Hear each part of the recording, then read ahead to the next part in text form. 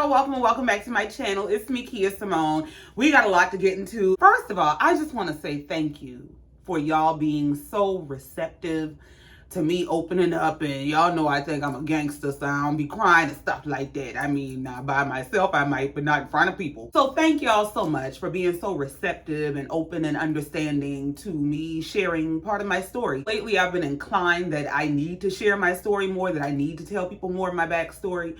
And I'm working on ways to do that in a way that honors my truth without trying to make a villain of anybody else, because that's never my goal. But it just, that last episode took a lot out of me, and I just want to thank y'all sincerely for being so receptive. So here I is today, pulling my stuff together to come down here and review this show. Now, y'all gonna have to deal with this head wrapping stuff today. I wasn't taking nary a damn comb, brush, nothing. I didn't feel like that today, so y'all getting all the Aunt Jemima, Mama Tunde, whoever the hell I'm supposed to be, I don't know. Just, this is my fastest, easiest head wrapping. I just, hey, here I go. So now, yeah, we got to get into this Real Housewives of Atlanta. And y'all been asking me about reviewing that Basketball Wives. Now, I can't promise you that I'm gonna review that shit, but I got about 2, 3, 4 opinions to get up off my chest about that, because them heifers need to be shamed. I don't know how, of all the things they be buying, how they ain't bought no damn shame in the process. I'm so sick of them, but that's a whole nother video. Let's just get into this. We here for the Real Housewives of Atlanta, because I got a couple, 2, 3, 4, 5 things to say about them. Now, before we do, I haven't done this in so long. I have to shout out all my channel supporters, my cash appers and super thankses and stuff, and I'm gonna have to read it today because yeah, it's been a while. And I'm not even going to play like I can commit it to memory and all that. So here I go with my piece of paper. Yeah, and it's on construction paper. But mind your business, all right? So thank you so very much. And shout out to Elisa Young, Treva Christian, Southern Miss Jolanda, Stephanie Gaines. Hello, my beautiful soul. I love that name. I'm telling you right now, I'm about to start me some morning affirmations and I'm going to be using that.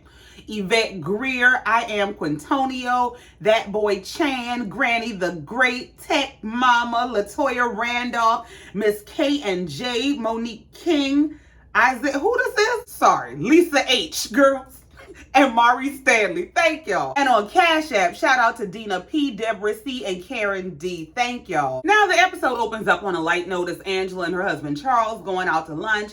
They're just catching up about life. Charles looks like he don't want to be there, but bless his heart he is. I hear the conversation or see the conversation of whether Charles actually loves her or whether he's happy. Charles gives me that old black man who don't want to do shit for what he want to do. But the mark of his love is that he is there doing some shit that he don't want to, because you can't make that man do nothing he don't want to do. So I think him being there and shooting the scene, even if he is sitting there looking uncomfortable, is his way of saying, yes, I love my wife. I'm here for my wife. She got my support. But don't ask me no bunch of damn questions. Now, during their lunch date, they talked about Angela's family and all her family drama. And she's saying how she needs to talk to her sister because the sister and her daughter got into it. And Charles, he just sitting there listening and yeah, okay. That man said his family been Tyler Perry before Tyler Perry and them. So, I mean, whatever drama y'all got, y'all will be all right. And honestly, I kind of like the fact that he does seem to just kind of sit and listen and not interject a lot of his opinion. He is actively listening because he hears her. He knows everything that's going on. But it kind of gives, I'm going to just be a sounding board. I'm going to let you tell me everything you want to say, get it all off your chest. But I ain't got too much to say. As soon as I start talking about your mama and your sister, you're going to be mad with me. So leave me out that shit. So then we move on to a lunch date between Shamea and Cynthia. And Shamea comes in saying that before they went to the whole Porsha sheet party, whatever they had the night before, that she told her mom, she texted her mom and told her she felt this overwhelming feeling of sadness and she didn't know why and asked her mom to pray for her. As she's sitting down and, explaining this to Cynthia and talking about how this whole party went left, she's saying, I'm so blindsided by this because I would never give these ladies an opportunity to come for my friendship with Porsha.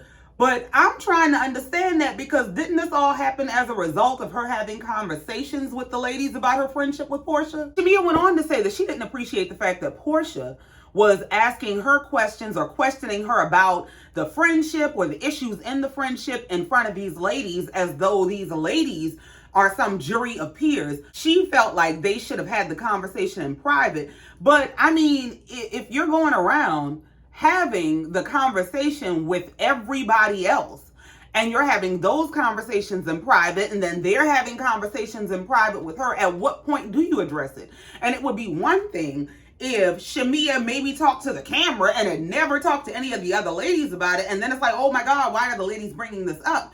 But how are you having these conversations with the ladies about how Porsha wasn't there for you, she wasn't a good friend to you, but then when it comes up amongst the ladies, it's like, well, that should have been in private. And I mean, don't get me wrong, I get that if they're having a private conversation, or if she shares something with them in confidence, they shouldn't betray that confidence by bringing it to the whole group. But like, I'm just kind of confused about her position as to why you're telling everybody if you don't want everybody in it. So Cynthia asked the question. She said, was it not brought back the way that you said it? And Shamea said, well, no, because I would never go sit down with Angela and have a conversation about Porsha. What did happen is when I did go sit down with these ladies, they brought up to me their perception of my friendship with Porsha and saying she's not your friend, she doesn't support you. And she said in that moment, she defended her friendship and said, no, we are friends. And I know that sometimes it can look a certain way, but she really is my friend. And, you know, Shamea might actually have a point, because at first I was thinking, I don't know what you're talking about. You seem to be jumping on different sides of the fence. But then on the after show, I didn't watch the whole after show, but I saw clips of it. There was a clip of Angela, who is the one who brought all this back, saying that she feels like Shamea is playing the long game, that Shamea wanted to be on this platform all along, and so she suffered through being Porsha's lapdog and being treated badly. She allowed Porsha to be the bad friend so that she could secure a spot on this show. Now, I'm trying to understand how you go from you being the one to introduce this beef to the group and say we need to put it on the table, and you literally said you brought it to the group because you felt like Shamea was afraid of Porsha. Like, everybody was like, what you mean afraid?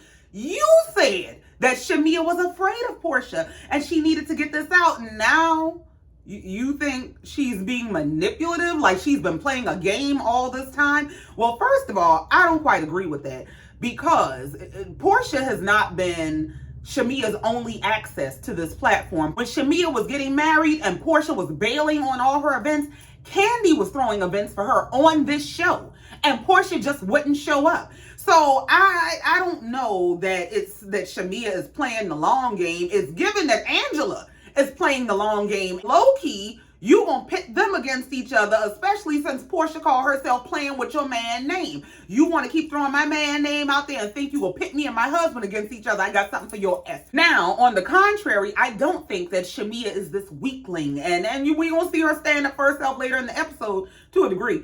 But I don't think that she's this weak person. I do think that she has a long-standing relationship with Porsha. I do think that she genuinely thought they were friends and genuinely wanted to save this relationship. And I feel like we, the audience, for years have watched the things that Porsha has done and that Shamea has endured in order to maintain a friendship with Porsha. I don't think we all making it up. I don't think we all playing the long game. I think Porsha kind of really has not been the best friend she could be to Shamea, and to add insult to injury, she's unapologetic about it. Now, this is where we get to the message. Shamea goes on to say that Porsha shared with her that Porsha's mom doesn't know how to receive Shamea because of the history between Porsha's mom and Shamea's mom. Now, nobody will tell us what happened, but I don't know if this is the particular moment that triggered the shit out of Porsha. But child, this pissed Porsha off enough to get down to that damn internet screaming wrong road. Shamea said that Porsha will often come to her and tell her that, you know, my mom doesn't know how to receive you because of the history between our parents, and my mom has told me things like, watch you and be careful around you, and you gotta watch the dog that brings a bone, you know, because of what's gone down between your mom and my mom. And Shamea was like, that's some hurtful shit for her to be saying to me. I don't know who done slept with who, man. I don't know who done gone and told whose man they been cheating. It gives me that it got something to do with a man. I could be wrong. I don't know. I'm going to tell you what Porsha said, though. This girl said, now just excuse the typos. I'm reading it like it's written, or I'm going to add in the twos and theys and these where they belong. Porsha said, I'm going to just say this. I'm watching a new episode at Shamea Morton. Now, don't take it there. Don't imply shit about Diane Williams. I've been keeping it cute, quiet, and you can do and say what you want to me. But hear me when I say wrong road. Talking about, well, your mom thought my mom was a friend, knowing damn well what she did to my mom was highly egregious. Don't do it. Keep playing victim and that BS. Don't F with my mom. I just would like to know what happened. Now, production asked Shamea in the confessional what happened between their mamas, and she said, I'm not going there. I'm not telling that. It got something to do with a man. Now, I'm going to stay out grown folks' business, but that's just my speculation. I could be wrong. It could be some money. You could owe me some money. It could be some CPS. Remember you got mad with me and had them people all in my business trying to take my kids, because y'all know people do shit like that. So, I mean, it could be anything, but this is giving very juicy. Now, Shamea didn't respond directly to the post, and I think Porsha has since deleted it. The way Shamea responded was by posting a video on social media of herself and her husband traveling to a super suite in the south of France. I said, well, y'all better be rich. And they did show a picture of Shamea's mom and Porsha's mom back in the day. They looked like they at the club. They were very cute now. They give it. But Shamea said that there was a time when they were the best of friends. She said, well, at least my mom thought Miss Diane was her best friend. I thought maybe that's what triggered Porsha, girl. Now, as we're moving on to the next scene, I do want to say, they keep showing these little clips of what the ladies are doing. Kelly running her restaurant, and Shamea's at the studio with her friend and her sisters, and they're picking out what's going to be her single. And she makes this comment where she's saying, y'all, I get to pick out my single today, and they're all excited for her. And then she goes, but it's bittersweet because Porsha's not here. Now, look here. This way we're going to have to draw the line. You can't make every moment about Porsha not being there. Even if it is bittersweet. First of all, it is so disrespectful almost to the people who do show up for you to always make the moments about the people who don't show up for you. Thank the people who are there. Celebrate with the people who are there. And stop giving your moment away, making it about her. And that goes beyond this moment. Y'all know how people will be on social media and they talk about how they plan these big birthday dinners and it's supposed to be 15 people there and only 3 people show up. Celebrate with the 3 people who showed up. Focus on the people who are there to celebrate with you. Because, what we supposed to do, just sit around and be mad with you? So we move on. We see Cynthia, Angela, and Porsha getting together at the bowling alley. They're bowling, and they're supposed to be having a good time. Porsha starts talking about how she needed to get out and just do something silly and have fun. And next thing you know, we talking about that damn divorce again. So she's talking about how PJ has been asking where her pawpaw is. Where's Simon? And she said, she noticed that PJ has been more clingy, and it's not just because of the divorce, it's because she's actually been working and having to leave the home more. So this has all just been a lot for her. And so when PJ asked about her pawpaw, she decided to reach out to him, and he left them on red, but he wakes up every day trying to figure out how to ruin her life. And who did you think you were married to?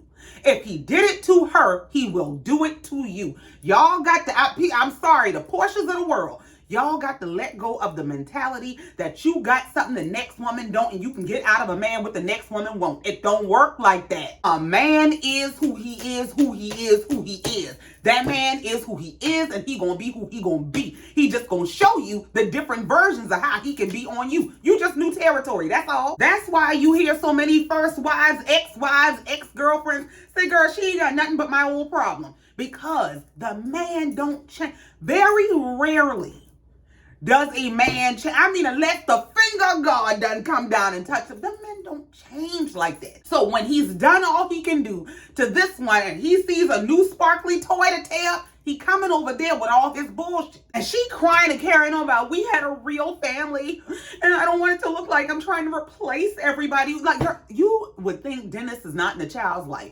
You mean to tell me that Dennis is supposedly an active father, that he is there in his daughter's life, but she is this attached to Simon? And you and Simon been together how long? You weren't this concerned about not wanting to look like you're trying to replace people when you were jumping in the bed and in a marriage with that damn man. I don't buy none of this. It gives woe is me. Let me tell you how I'm the victim. This is so hard. I'm the troubled mother. I'm just trying to raise a child who's not affected by all my thoughting and hopping. Girl. And just like I said, this is a woe is me moment, because she shifts the conversation to saying how, this is why when the whole Shamea thing came up, I was willing to say that I'm just not strong enough to deal with it right now. Girl, this girl said, I'm just so fragile right now.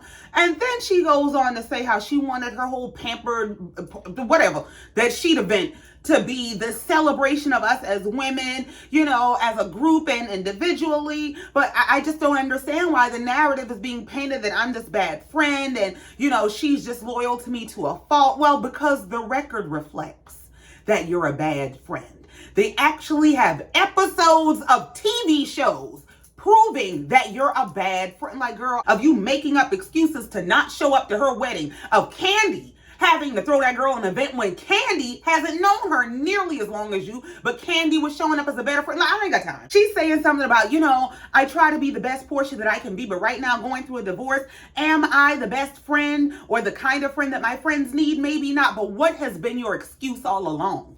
Because you ain't been going through a divorce all these years. So what was your excuse all before? Anyway, we move on and we see Drew is going through it with Ralph. Ralph is trying to drag her all up and through the court and the bank. He telling them people about I don't know who he want off the case, her lawyer, the judge, I don't know. But he wants 40% of her businesses and brands. I guess she and her lawyer started another company because he refused to turn over all his documents and he's requesting all her money and all kind of shit. So she started her own individual business in order, I guess, to protect her money. And now he wants it. Just, here's my thing. Get a damn prenup. This is what prenups are for. Prenups are for when you don't like that motherfucker, you don't love that motherfucker, everybody is at war. The decisions have already been made. Get a prenup. Now, I get that that doesn't help in this moment because they too far beyond that. But all that bunch of, we're so in love that we're going to just skip all the business and all the paperwork. What the hell does love have to do with it? Because you see where love at now. Nowhere to be found. Love covers a multitude of sins, but it don't cover stupid. Don't be stupid. Don't be stupid for love. Don't let no man talk you into jeopardizing or worse, giving up your assets or the life that you've built for yourself. You mean to tell me I'm gonna just give everything away to a man because I like the way you look into my eyes? If you don't get the hell up out my face. Y'all, I'm sorry. I don't mean to be going off the deep end, but I am very passionate about this, especially when it comes to women, because we will give it all up to be able to say we got a man. Like, please don't put yourself in this position, because watching her go through this, I'm just sitting here like, a prenup could have avoided all this shit. All you got to do, you remember how Candy was getting ready to marry Todd, and Todd started trying to act crazy about what he ain't signing. Candy said, you don't sign this shit. If you want to, we'll have a real expensive party today. You really have to be that steadfast about it. You got to be that dead serious. I'm not playing with you and you not gonna play with me. When it comes to my assets and the life that I have built, you not gonna play with me. And you for damn sure ain't gonna take it from me and give it to the next bitch. I'll be damned. And if a man truly loves you, he don't want to take nothing from you. If a man truly loves you, he wants to add to you. He wants to build for you. A man is supposed to come into your life, pray, protect, profess, and provide. And he's supposed to have the other P too. I hope they deliver that well. But the first 4 P's, they really truly matter. And if he is coming into your life trying to do anything other than that, you need to reevaluate that. Ask God, what am I supposed to learn from this encounter? What would you have me to learn from this man so I can get him up out my face? But don't be marrying the motherfuckers, giving away the whole life that you built. Because while it may have seemed easy to attain because it was just in alignment with you and these were the things that God had for you, trouble is easy to get in and hard to get out of. Once you got a man with his hands elbow deep in your bag of blessings, it's hard to get them motherfuckers out.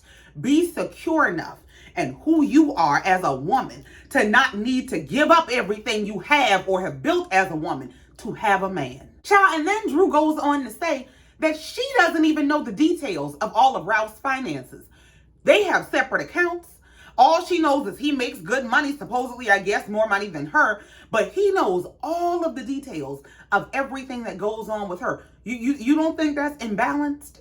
You don't think there's a problem with that, where he knows everything you got, but you don't know what he got going on? He could be taking care of a whole nother damn family. You don't know what he got going on. but he knows every drop of your business, and he can demand 40% of everything you have and you've built, but you don't even know what he got to be asking for, man? Hell no. I mean, he could be over there taking care of another family, or he could not have $12 to split. You don't know what he got.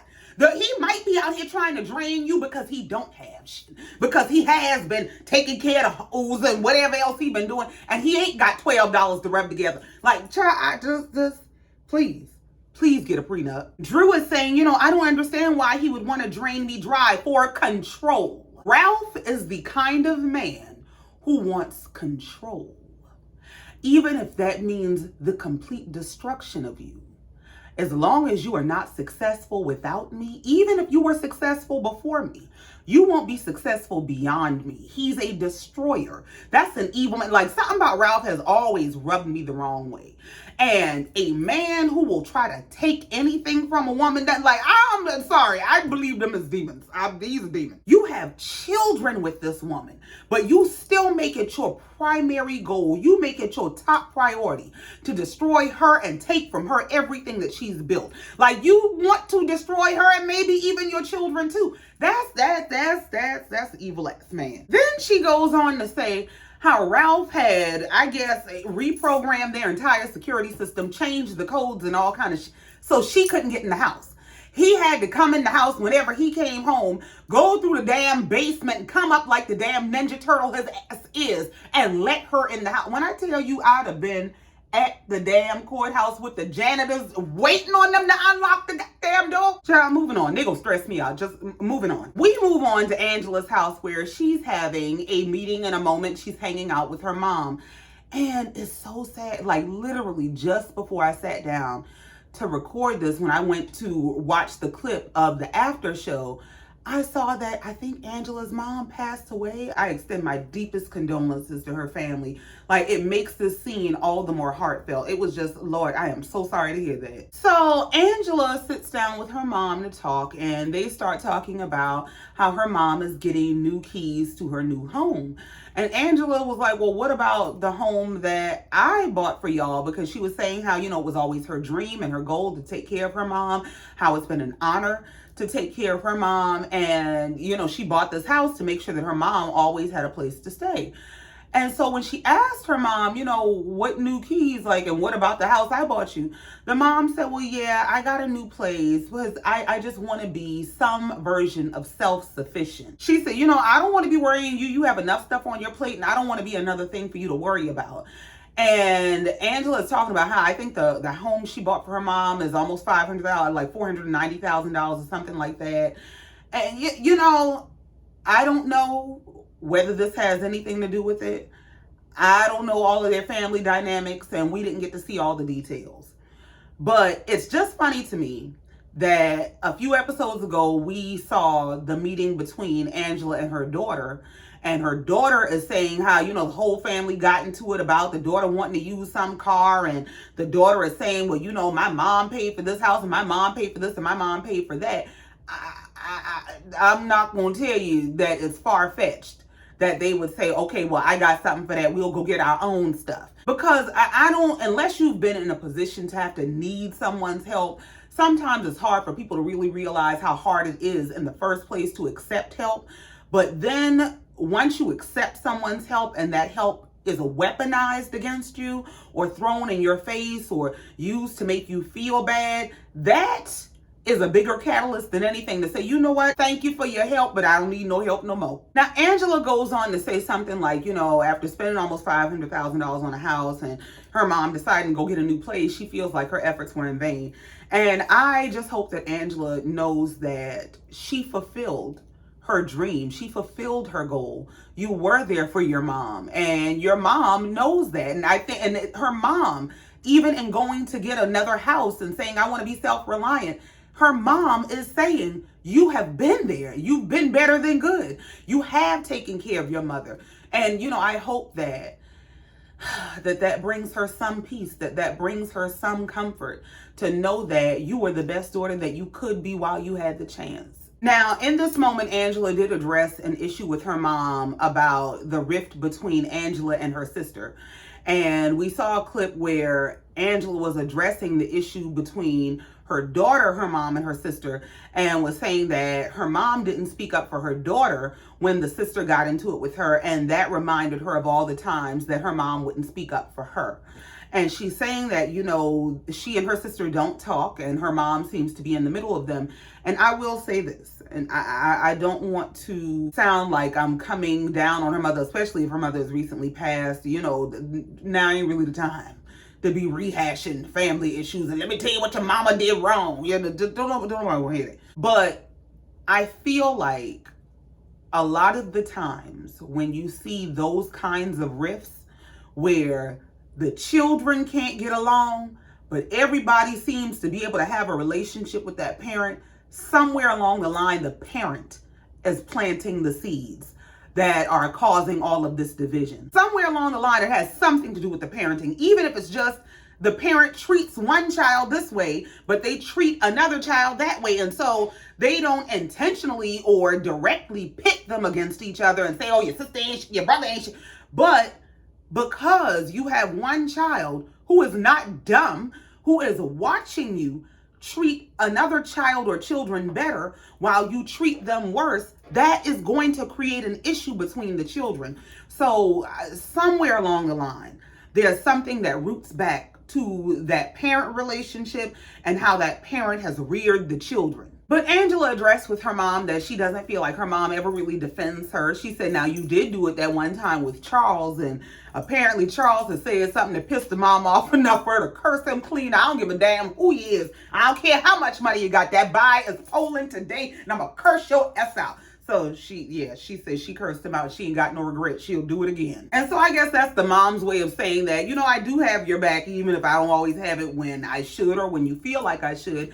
And though they may not have had the opportunity to fully correct it, I am grateful for Angela that she got the opportunity to address it, to get it off of her chest so that that's not something that she'll have to continue to carry. Now, her mom did go on to say that she would like to write Charles a letter saying that, you know, she's sorry that that has happened between them, because apparently they ain't spoke since she cursed his ass out, and that was apparently about 3 years ago. She said now she would like to reconcile with him because that is her son-in-law, even though he's damn near her age. I said, well, you better tell the truth, ma'am. So we move on from Angela's house and her meeting with her mom to Drew's house and her meeting with her mom.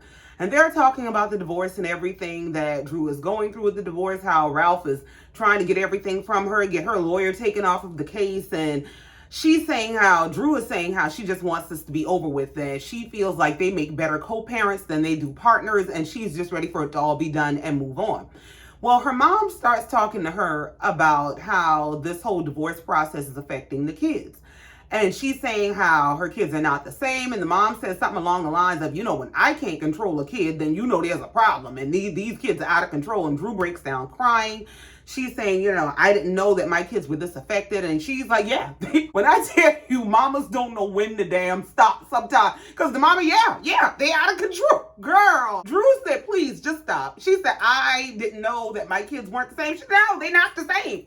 Lady. When Drew walks off crying, the mama starts crying, and she's saying, you know, I'm sorry. I didn't mean to upset her. The thing is, I don't think that either of them are wrong. I don't think either of them meant any harm. I really don't think the grandmother meant any harm.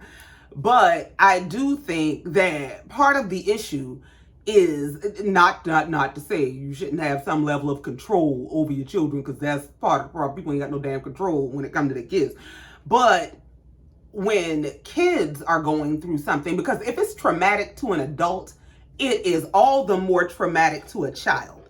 So if she is this stressed out dealing with this whole divorce process and the family breaking down, the kids are feeling some remnant of that. And children are not as trained, so to speak, on how to process and express certain emotions, especially about processes that they don't understand. Like, children don't necessarily understand a family breaking down. I mean, on the back end, they will, because they don't have a choice.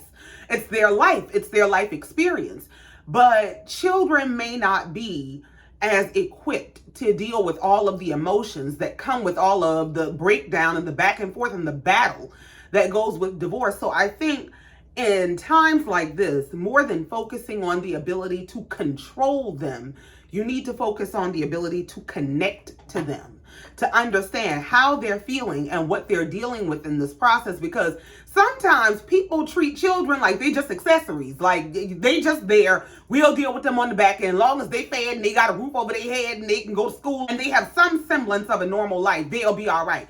Children are shaped by their experiences just like adults. And I think it's important to check in with children and see where they are emotionally. A lot of the times the outbursts and the acting out and the I can't control them is because there's something going on in their feelings that they don't know how to control. And that's a cry for help. Now, it ain't to say overlook everything they do and justify everything they do, because sometimes you do, hey, sir. But I'm just saying, sometimes you have to gauge when you need to implement a little more control and when you need to kind of step back and connect and see how exactly are they feeling. Because if ain't nobody talking to them about the judge ordered nobody to tell them what's going on, like, who is helping them to deal with their emotions through this whole process? You think them kids don't know their mama getting locked out the house and all kind of foolishness? You think when Drew and Ralph, because I think it was in this episode, I don't know, was this episode or the last one, where they have a clip with them because ran into each other in the yard. Drew is in the car and they cursing each other out. You ain't, you was a sorry mother. You think the kids ain't seeing none of that? They don't feel none of that? They don't hear any of that? You don't think them kids over there trying to figure out whose side they should be on? Is mom wrong? Is dad wrong? Are they mad at us? Like, is it because we're not doing what we're supposed to do in school and now they're breaking up? Like, you don't know what they're dealing with. So I think more than focusing on controlling them, connect to them. Now, I understand why Drew just broke down and cried after her mom said all that to her, but I also, wow, I ain't gonna lie to you, if I was Drew, I'd have been irritated, but I don't think her mom meant any harm, really. Just sometimes some of our elders, they don't know that it ain't what you say, it's how you say it. You can't just say stuff how it come to your head. Let it sit there for a minute, find your filter, push it through the filter, and then say it. So we move on to the end of the episode, which is Shamea and Porsha going to lunch to discuss their friendship or lack thereof. And this whole interaction worked my last nerve. When I tell you, Porsha pissed me off so bad. Porsha wants to play the whole blindsided victim role about how this whole meeting with Shamea is so unbelievable to her, and how Shamea has been secretly feeling those things and confiding her feelings in other people in the group. So she's not been privy to them. Here's my thing. You watch that girl cry on an episode years ago about you not showing up when Candy threw her a bridal shower, a bachelorette party, or something Candy threw her that you just did not come to, and you blamed it on the beef with Candy, and then you didn't go to her wedding because you couldn't sit up on the plane.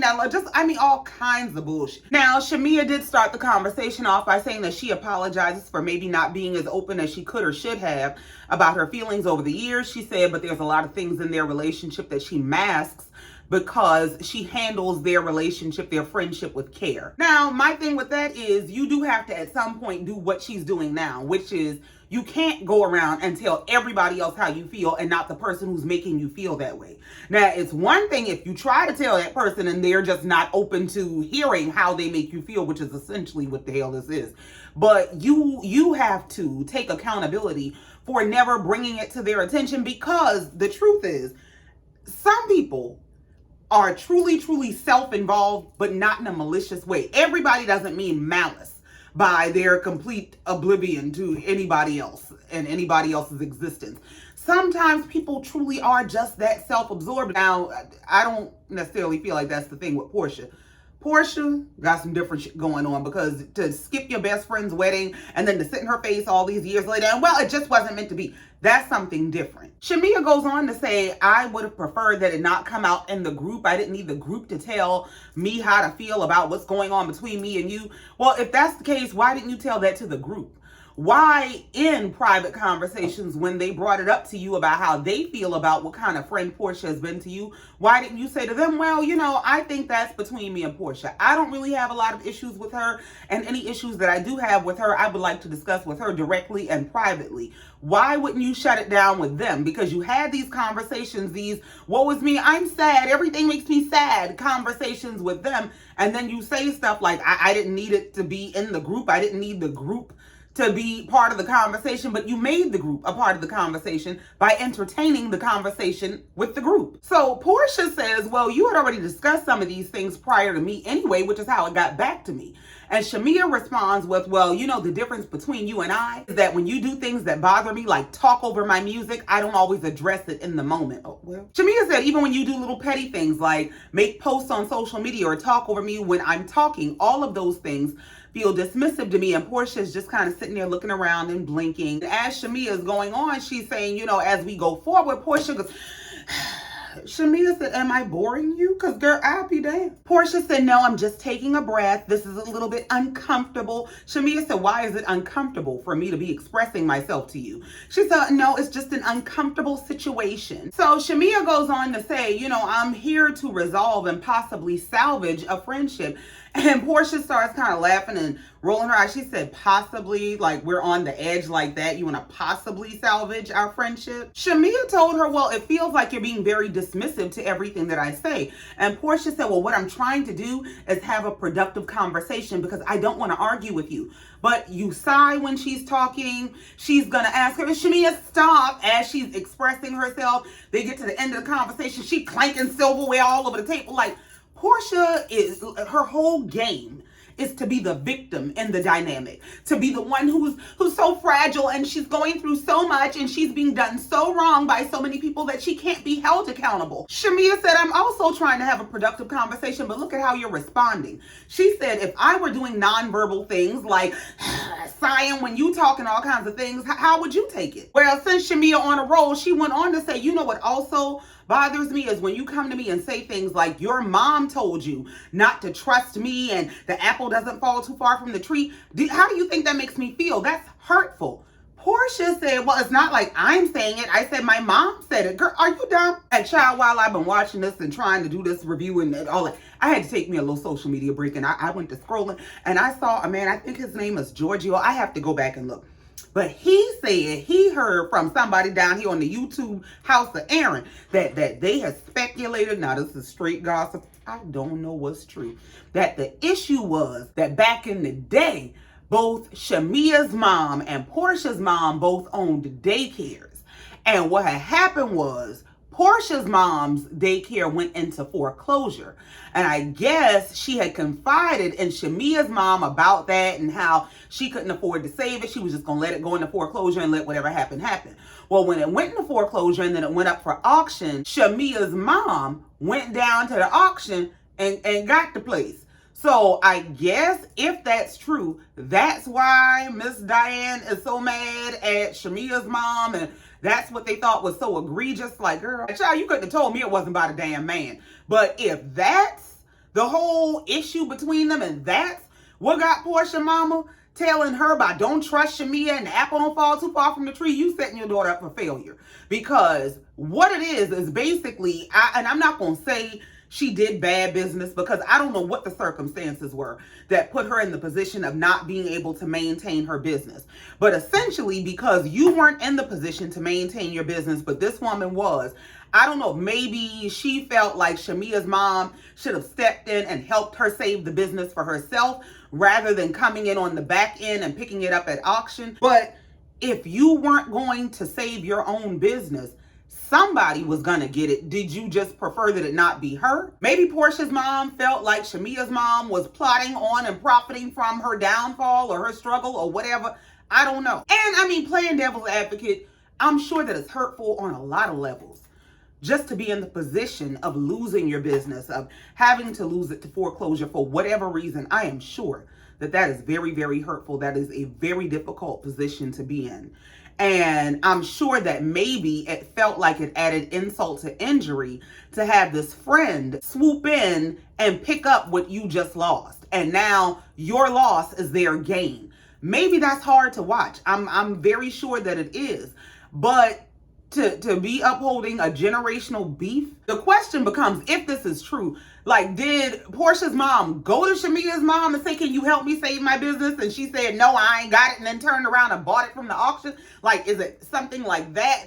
I mean, I can get her emotions, but all these years later, I think there has to be some accountability for whatever happened that caused the failure of the business. and acceptance of the reality that if it hadn't been her, it would have been somebody. So when Porsha is trying to deny that she feels that way, and I'm just telling you what my mom said, like, that ain't problematic. Like, the same way that you got an issue with women in the group coming to you about Shamea said X, Y, and Z, why would she be okay with you telling, yeah, my mama said you a snake and not to trust you? Oh, girl, tell your mama. I said, hey, what the fuck? Shamea went on to say, you did believe that because you told me that was part of the reason you were pulling back from me. You pulled back, we had distance between us, and that was why. So as Shamea is saying, that is true. And if you're not going to tell the truth about things that are happening off camera, then what are we doing? Porsha said, you know what, Shamea, you want to argue, and I'm not going to argue with you. And that is a classic manipulation tactic. You do all kinds of dirt. You say anything you want to say out of your mouth. You antagonize this person. You poke the bear. And once they finally react, you make the reaction a problem. So Porsha steady going on, talking in this monotone voice about, Shamea, why are you trying to argue with me? Like you're trying to make it an argument. And Shamea is visibly upset. So Shamea kept on going. She said, I just said to you the other day, Porsha, I wish that we could be on camera the way that we are off camera. And you know what you said to me? You said they would have to give me more money for that. What? Shamea said, why can't we be that way? Porsha said, Shamea, why are you trying to argue with me for the show? Girl, go to hell. She's saying, Shamea, we don't have to do this. And in the confessional, she said that from the time they started filming, the communication has been strained. There hasn't been a lot of communication. She said, and this is a time where I need my friend. The problem is that's all you care about is when you need your friend. You don't care about when you need to be a friend. You just want people to be there when you're ready to pull them off the shelf. And it does not work like that. It's called reciprocity. You can't get out of people what you don't pour into them. You can't go around neglecting people, abandoning friendships, not being there for them in their high or low times. But then when life hits you, you want everybody to drop everything. And I'm so fragile and I'm going through so much. Oh, please help me. It don't work like that. And even in the confessional, Porsha is saying, you know, I just don't need you coming at me about something that happened 10 years ago or something you decided you were mad about and just didn't tell me. Like, because I would never, ever, ever do that to her. You just don't give a damn about nobody else. Like, you truly don't care about anybody other than yourself. And anybody that is around you, that you keep around you, they have to be able to serve you and expect nothing in return. That's the kind of person she is. Shamea goes on to say, let's be how we are off camera, on camera. And Porsha says, well, you're not allowing that to happen. Shamea said, but you can't put a dollar amount on that. I don't want you to do that because somebody is paying you to do that. I want you to do that because you genuinely, sincerely love me and enjoy being my friend. Porsha said, you know what, this is scary. This is scary that the show would cause all this. This is scary. Shamea said it's scary that you would allow the show to cause you to not be honest about your feelings. That's what's scary. Shamea said in the confessional, it's not news that I'm a new peach holder, but this is new territory for the both of us. This is uncharted territory for the both of us because Porsha is used to having the camera to herself.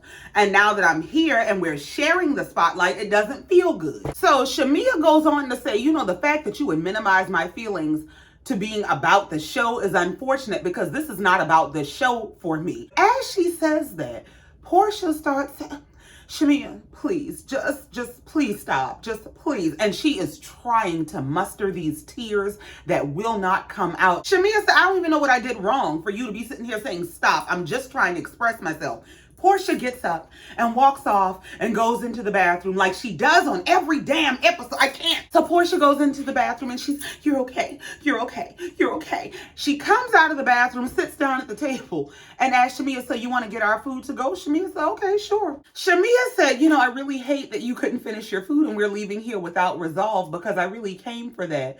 Porsha starts acting like she's so confused about, well, you weren't talking anymore and you weren't eating your food. So I didn't know. Girl, shut. Shamea said, yeah, and the reason we're not talking anymore is because you just said, Shamea, stop, and started crying. And I don't know what happened because I can't read your mind. Like, you ain't even smart enough to be trying to play these manipulative games. Maybe that's why it irritates me so bad, because it's one thing to really just be a manipulative person, which is irritating enough for me. But to really think you smarter than the average bear, like everybody else is dumb, that is the shit that pisses me off. Shamea said, I'm just asking, what did I do wrong in that moment? Porsha said, I'm just human. I'm just a little overwhelmed. Shamea said, and I think we both feel that way because we all have things going on in our lives. Like, yeah, you're not the only one going through something. And the difference is you going through something that you didn't have to. You put yourself in that damn position. Shamea is actually dealing with a child with health challenges and all sorts of, like, girl, please go plan your pity party somewhere else. Shamea goes on to say, often I do mask my feelings because I know that you are oftentimes in a fragile phase and I don't want to overwhelm you. I don't want to bring you any more grief or trauma or drama than you're already dealing with. She said, but I also want you to find the bandwidth to care about things that hurt me. And I don't want to feel like I'm being dismissed. As this girl is saying this, genuinely trying to talk to Porsha just starts grabbing all the damn silverware and moving it all up. That would have been the last straw for me. I'd probably turn on people's table. Ain't no damn way. You can see Shamea looking at her like, are you serious right now? Porsha looks up at her and says, so, tell me, what can I do? You can go to hell. That's exactly what you can do. You can book you a one-way fast trip to hell. Shamea said, well, one thing you can do is if I'm pouring my heart out to you, you cannot tell me to stop. You can listen and make me feel heard. She said that felt dismissive. Porsha said, okay, I got it. Check. Okay? See, Lord, maybe God's still working on me, but I told Porsha she can take this friendship and shove it up her brand new ass. Then Porsha starts tearing up. Ain't a tear to be found, but I don't want to break up with you, Shamea. I want us to get past this. Girl, you are a bad actress. She's about, I don't want this for us. I'm sorry, okay? And Shamea, I'm sorry too. Okay, let's just hug. Y'all both get out my face. And as soon as Shamea starts that way, I'm sorry too. All the tears that Porsha was trying to muster dried up. About great. And so even going forward, if there's something you want to talk about, let's do it. But just you and I, and I'll do the same thing. Girl, go to you and I, hell. They ended their lunch date by hugging. Shamea says that she hopes that they are going to move forward and be the best of friends going forward. Well, girl, keep hope alive. Well, they left this lunch on good terms, but I'm sure that didn't last because Shamea down to the Watch What Happens Live saying the door is closed and they ain't friends and they ain't talking. So, child, that's it. That's all, and I ain't got no more. They worked my last nerve. But thank you so very much for coming down here listening to me and letting me get this off my chest. Y'all, please be sure to like, share, comment, and subscribe if you've not already. And in the meantime, until next time, just like every time, y'all know I love you and I mean it. Bye.